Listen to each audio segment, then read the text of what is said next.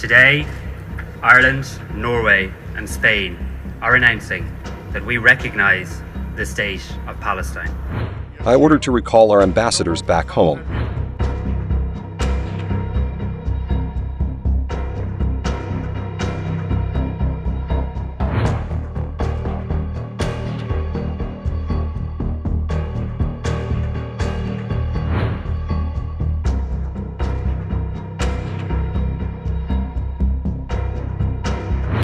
Vi må mange år tilbake for å finne en tilsvarende alvorlig situasjon I Midtøsten som I dag. Det med dag.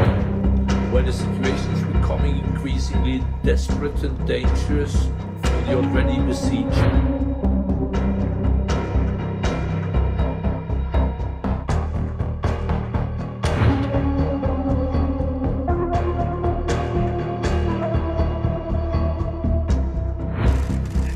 In a significant diplomatic move, Norwegian Prime Minister Jonas Gahr Stoere announced on May 22nd that Norway would officially recognize an independent Palestinian state, with hopes that this gesture would contribute to peace efforts with Israel. Stoere's announcement comes alongside reports indicating that Ireland and Spain are also set to recognize a Palestinian state. I now want to address why Norway recognizes the State of Palestine and why we are doing it now. Different Norwegian governments have meant that the only lasting solution to the conflict in the Middle East must be built on a two-state solution. That stands.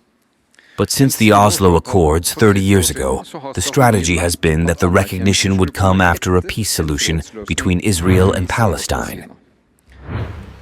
European Union members Slovenia and Malta have also signaled their intentions to recognize Palestine in recent weeks, emphasizing the necessity of a two-state solution for lasting peace in the region.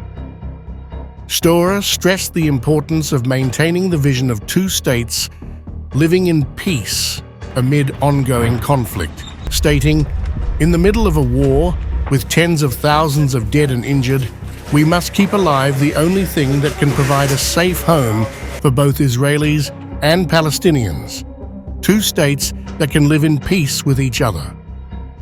Before these announcements, 143 out of 193 member states of the United Nations had already recognized Palestine as a state. European countries have taken varied approaches to the issue, with some, like Sweden, recognizing Palestine a decade ago, while France remains hesitant unless recognition could actively contribute to peace progress. The timing of these recognitions is critical, as Israeli forces have intensified assaults on the northern and southern edges of the Gaza Strip in May, leading to a new exodus of hundreds of thousands and severely restricting aid flow, heightening the risk of famine. Norway's decision aligns with its long-standing stance to recognize Palestine only if it can positively impact the peace process, mirroring similar sentiments expressed by the United States. As a close ally of the US, Norway has consistently sought to facilitate peace negotiations between Israel and the Palestinians in recent decades. In response to the announcements, Israeli Foreign Minister Israel Katz instructed Israeli ambassadors to Ireland and Norway to return immediately and threatened to recall Israel's ambassador to Spain if similar action is taken.